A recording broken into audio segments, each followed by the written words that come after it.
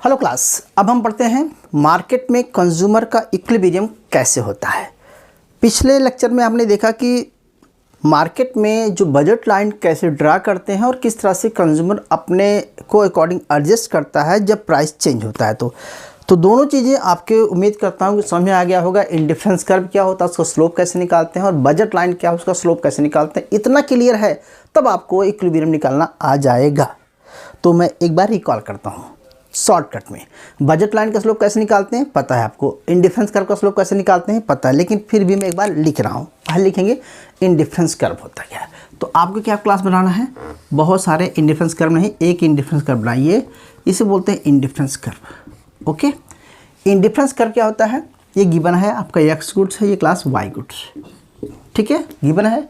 और इसको बोलते हैं MRS XY delta Y upon delta X, given है।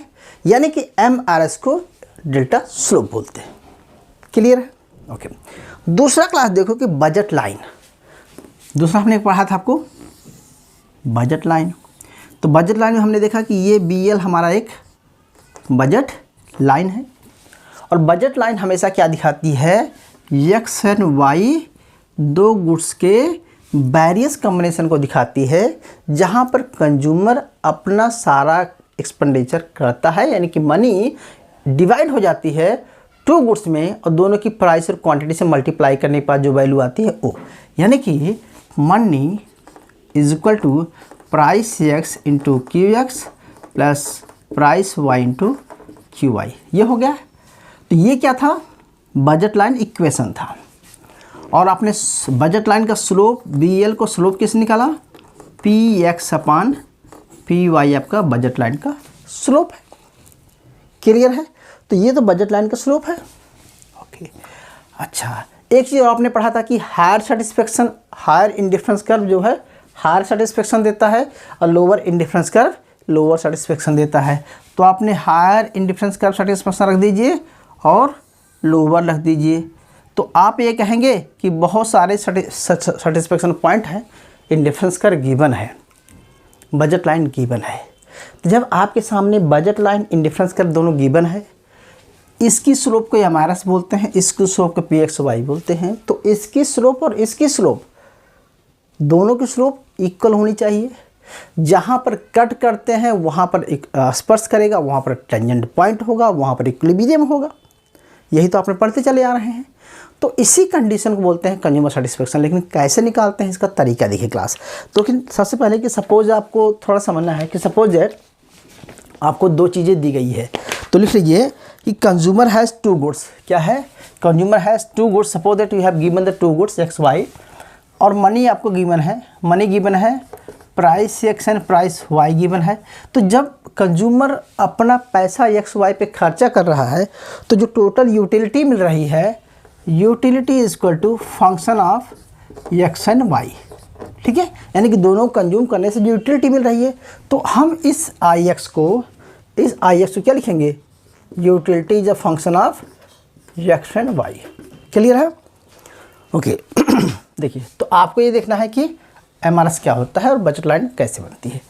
अब देखो, बजट लाइन भी आपके सामने गिवन है कि M is equal to PX into QX plus PY into QY, ये भी आपका गिवन है। तो एक इक्वेशन ये हो गया, एक इक्वेशन आपका ये हो गया। क्लियर है? तो दोनों इक्वेशन हो गए आपके सामने। ओके, अब इसको क्या बोलते हैं, M अपान PX बोला जाता है, इसको प्लस M अपान PY बोला जाता है, ये भी पता है। अब आपको दोनों जहाँ पर काटेंगे वो इक्विलिब्रियम हो जाएगा। तो कैसे निकालेंगे, तो सबसे पहले इसका तरीका से लिए क्लास। ओके, मान चलो आपके पास बहुत सारा इंडिफरेंस कर्व है, बहुत सारा इंडिफरेंस कर्व है, ठीक है, IC 1 2 3। ओके, लेकिन ये कहना ये चाहता है कंज्यूमर कौन सा इंडिफरेंस कर्व को खरीदेगा, कौन सा टच करेगा। इसके किसी पॉइंट पर इक्विलिब्रियम होगा, इसके किसी पॉइंट पर, इसके किस पॉइंट पर होगा। तो वो कहता है कि कंज्यूमर की जो लिमिटेशन है, जो उसकी बजट लाइन है, जहाँ पर बजट लाइन जिसको टच करेगी वो अपना इक्विलिब्रियम पॉइंट होगा। तो मान के चलो क्लास एक हम बजट लाइन बनाते हैं ऐसी कि जहाँ पर यहाँ पर लेते हैं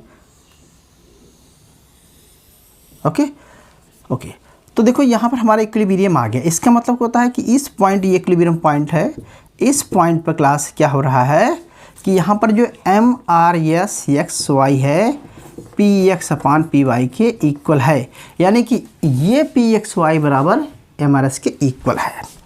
तो पहला कंडीशन ये है कि ये एक दूसरे के इक्वल होना चाहिए, ठीक है। यानी कि इस केस में कंज्यूमर इतना सेटिस्फाई हो रहा है, इतने X को परचेज कर रहा है, इतना Y को परचेज कर रहा है, और इस पॉइंट पर आपका इक्विलिब्रियम पॉइंट है, ठीक है।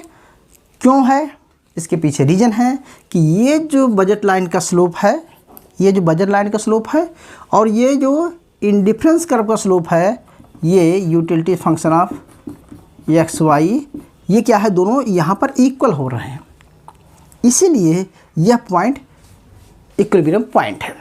आप बोलेंगे सर ये तो बड़ा सिंपल सा था, सीधा था, लेकिन आपको जानना है कि बजट लाइन आई कैसे और इंडिफरेंस कर्व बना कैसे, फिर दोनों को स्लोप को जहाँ मिलाते हैं वो इक्विलिब्रियम पॉइंट होता है। तो बहुत सारा इंडिफरेंस मैप गिवन होता है, जहाँ पर बजट लाइन टच करते ही वो आपका इक्विलिब्रियम कंडीशन होता है। लेकिन क्लास इसमें भी फर्स्ट कंडीशन क्या है, क्या है फर्स्ट कंडीशन है, बताएगा कोई?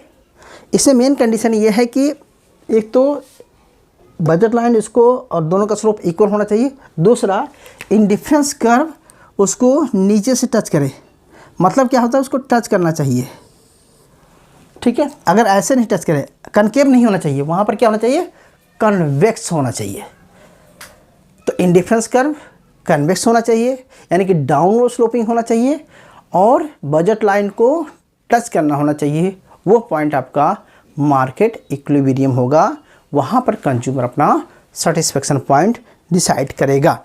तो इसको कैसे लिखेंगे क्लास पूरी तरह से, तो लिखने का तरीका ऐसा कर सकते हैं, डायरेक्ट यही लिख सकते हैं, और यह बहुत अच्छी तरह से लिखना चाहें तो आप लिख सकते हैं कि equilibrium is equal to MRS(XY) equal to PX/PY। और याद करो, आप कार्डिनल यूटिलिटी में पढ़ा था कि PX बराबर क्या होता है, मार्जिनल यूटिलिटी X, और ये बराबर होता है marginal utility Y, MU marginal utility Y। तो जितना XY को पे करते हैं, तो ये कंडीशन पूरी हो गई। यानी कि कंज्यूमर क्या कर रहा है, सेटिस्फेक्शन पॉइंट वो हो गया जहाँ पर दोनों गुड्स पे खर्चा कर रहा है, दोनों की सेटिस्फेक्शन मिलाकर के टोटल सेटिस्फेक्शन उसकी हाई हो रही है, वो पॉइंट ई पॉइंट है, ठीक है। तो आपको पहले बजट लाइन समझना है, फिर इंडिफरेंस कर्व समझना है, दोनों को एक साथ रखना है। बजट इक्वेशन और यूटिलिटी फंक्शन गिवन रहेगा, जहाँ पर रखेंगे इक्विलिब्रियम आ जाएगा। एग्जाम के पॉइंट अभी से नेट की तैयारी कर रहे हैं बेटा, तो आपको उससे बहुत चीज़ें इसमें नॉलेज होना चाहिए, कंडीशन पता होना चाहिए, स्लोप पता होना चाहिए, ठीक है। तो कई बार ऐसा लिखा जाता है कि कंज्यूमर इक्विलिब्रियम वहाँ पर होगा जहाँ पर बजट लाइन और इंडिफरेंस का स्लोप इक्वल होना चाहिए, इंडिफरेंस कर्व डाउन होना चाहिए, बजट लाइन को स्पर्श होना चाहिए, कनकेव होना चाहिए, कन्वेक्स नहीं होना चाहिए, ठीक है। First condition and second order condition दोनों फुलफिल होनी चाहिए। हो गया, समझ आ गया? ओके।